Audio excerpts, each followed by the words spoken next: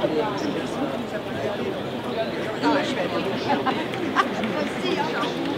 m'occupe d'un autre.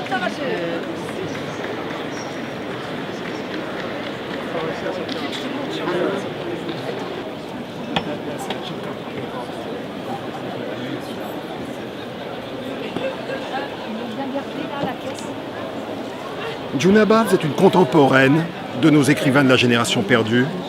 Elle est née aussi fin du 19e siècle, en 95 ou 96.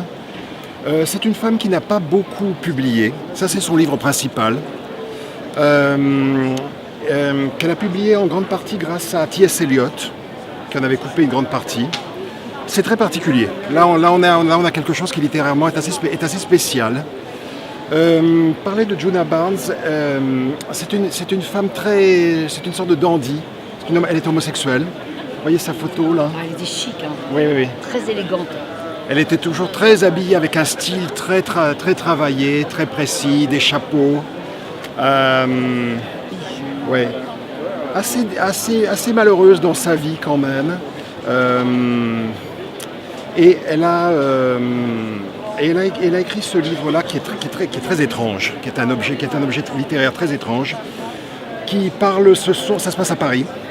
Il y a trois personnages. Il y a un personnage principal qui s'appelle Robin Vogt, qui est une jeune américaine, androgyne, qui a épousé un baron d'origine juive. Elle a un enfant avec lui, mais l'enfant est malade. Et puis elle a une histoire avec une autre femme.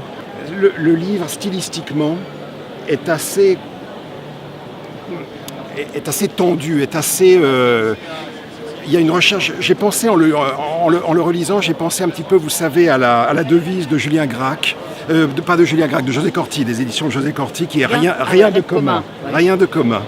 Et là, on a l'impression que Djuna Barnes ne peut pas écrire une phrase normale. Voilà, chaque phrase est très travaillée, un peu alambiquée, assez ornée, assez belle. C'est beau, hein, littérairement. Mais enfin, il faut avancer quand même. Hein. On ne peut pas dire que ce soit vraiment fluide.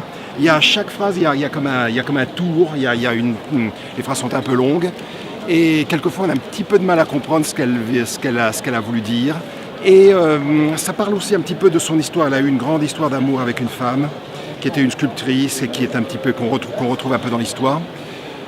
Djuna Barnes a passé une période assez importante à Paris où elle a un petit peu découvert, où elle s'est sentie libre, où elle a pu vivre son homosexualité. Puis elle est retournée aux États-Unis, à New York, où elle a mené une fin de vie. Elle est morte assez âgée et elle a eu une fin de vie plutôt aussi un petit peu cachée, enfin où on ne la voyait pas trop. C'était un personnage comme ça un peu fantomatique qui passait comme ça, mais qui est quand même un personnage culte aussi. Voilà.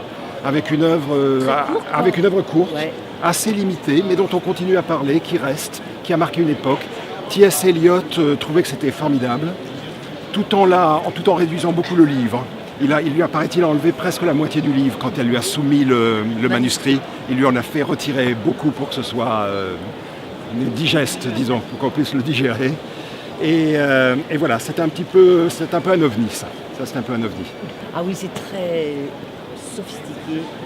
Félix pensait à part lui, au café de la mairie du 6e, que vous connaissez, que tout le monde connaît. Que Pérec connaissait aussi.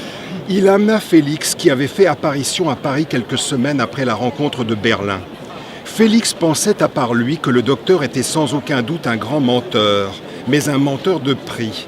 Ses élucubrations semblaient être l'ossature d'un plan oublié, mais imposant, de quelques conditions de vie dont il eût été le seul serviteur survivant.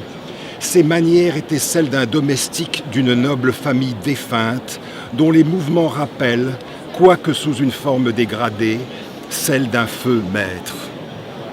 C'est un peu complexe, hein, comme voilà. Faut un petit peu s'accrocher. C'est une orchidée un peu. Faut un peu s'accrocher.